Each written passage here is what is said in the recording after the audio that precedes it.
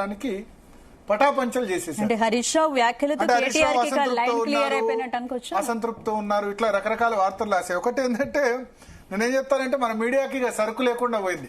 హరీష్ రావు కేటీఆర్ గురించి వార్తలు రాశారు. హరీష్ రావు వ్యాఖ్యలతో కేటీఆర్ కి లైన్ క్లియర్ అయిపోయింది. అంటే మన అంటే జోక్ గా చెప్పాలంటే మీడియా పొట్టగొట్టారు ఇవాళ హరీష్ రావు. ఇంకా కుక్ డప్ చేయడానికి దానికి సంబంధించి ఎటువంటి స్టోరీస్ లేవు. మసాలా స్టోరీస్ బీఆర్ఎస్ లో దొరకకుండా చేశారు. అంటే I'm telling in lighter vein. So అది క్లియర్ గా చెప్పారు. ఇంకా 2028కి ఎలక్షన్స్ కు సిద్ధం అయిపోతారు. ఆల్రెడీ హరీష్ రావు ప్రూవ్ చేసుకున్నారు, కేటీఆర్ ప్రూవ్ చేసుకున్నారు. కాకపోతే కేసీఆర్ మహావృక్షం కదా, కాబట్టి వాళ్ళు తక్కువ కనిపిస్తున్నారు. కానీ మిగతా పార్టీ లీడర్స్ అందరికి కూడా వాళ్ళిద్దరు క్యాపబిలిటీస్ పెద్దదే కదా. ఇప్పుడు రాష్ట్రంలో జనాకర్షణ కలిగిన నేత అంటే మీరు కేసీఆర్ పెడతారు, తర్వాత కేటీఆర్ పెట్టినా, పోలు పెట్టినా, హరీష్ రావు పెట్టినా టాప్ 3లో వీళ్ళే వస్తారు ఇప్పుడున్న పరిస్థితిలో. మొన్న ఎలక్షన్స్ ముందు రేవంత్ రెడ్డి రావచ్చు ఉత్తమ ముఖ్యమంత్రికి సంబంధించి.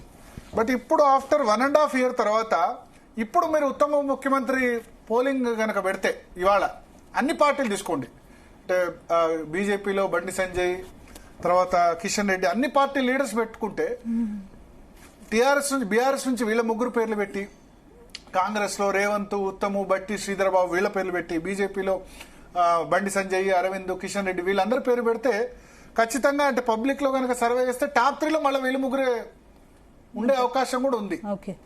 సో ఒక క్లారిటీ అయితే ఖచ్చితంగా ఇవాళ హరీష్ రావు స్టేట్మెంట్ తో వచ్చేసింది. స్పెక్యులేషన్స్ అన్నిటికీ కూడా ఊహాగానాలకి హరీష్ రావు పార్టీ మారుతున్నారని మరి ఇన్ని రోజులుగా ప్రచారం ఎందుకు జరిగింది? బీఆర్ఎస్ లో హరీష్ రావు కంఫర్టబుల్ 15-16 రోజులు చాలా మంది బీఆర్ఎస్ పార్టీ గురించి లేకపోతే వాళ్ళిద్దరు కెమిస్ట్రీ, బావమర్దుల కెమిస్ట్రీ గురించి తెలియని వాళ్ళు అపోహ పెడతారు. కానీ ఒకటి హరీష్ రావు పర్సనల్ గా కానీ చాలా మంది వ్యక్తులతో చెప్పింది ఏంటంటే, నేను కేసీఆర్ ను వదిలి వెళ్ళను. రకరకాల ఆయన అది మైండ్ లో ఫిక్స్ చేసుకున్నారు. ఆర్థిక మంత్రిగా అప్పుడు తీసుకోబోయే ముందు 6-7 నెలలు ఖాళీగా ఉంచారు కదా హరీష్ రావును. అప్పుడు కూడా ఆయన అదే చెప్పారు కదా. సో ఇద్దరు వ్యక్తుల మధ్య ఖచ్చితంగా విభేదాలు ఉంటాయి. కానీ అదేంది ఒక స్థాయి వరకే. అల్టిమేట్ గా కేసీఆర్ అది డిసైడ్ చేస్తే అది హరీష్ రావు ఫాలో అయ్యారు, అవుతూ వచ్చారు. అంతే. పార్టీ నుంచి హరీష్ రావు ఏం కోరుకోలేదా? ఎందుకంటే తను కూడా గౌరవం, గుర్తింపు ఇవన్నీ కోరుకుంటారు. కానీ చాలా హరీష్ రావు చాలా బోల్డ్ స్టేట్మెంట్ ఇచ్చారు. అప్రిషియేట్ చేయాలి హరీష్ రావు ఈ విషయంలో. అంటే నేను కేటీఆర్ కు నాయకత్వం ఇచ్చినా సహకరిస్తాను. అది 90 సీట్లు వచ్చినప్పుడు హరీష్ రావు స్టేట్మెంట్ ఇచ్చారు. 2020 సమయంలో, కరోనా సమయంలో కేటీఆర్ ముఖ్యమంత్రి చేస్తారన్నప్పుడు అప్పుడు స్టేట్మెంట్ ఇచ్చి ఆయన క్లారిటీగా చెప్పారు, కేటీఆర్ కు ముఖ్యమంత్రి పదవి ఇచ్చినా నేను సహకరిస్తాను. కానీ వాళ్ళ ఆపోజిషన్ లో ఉన్న సమయంలో ఇవ్వడం అన్నది గ్రేట్.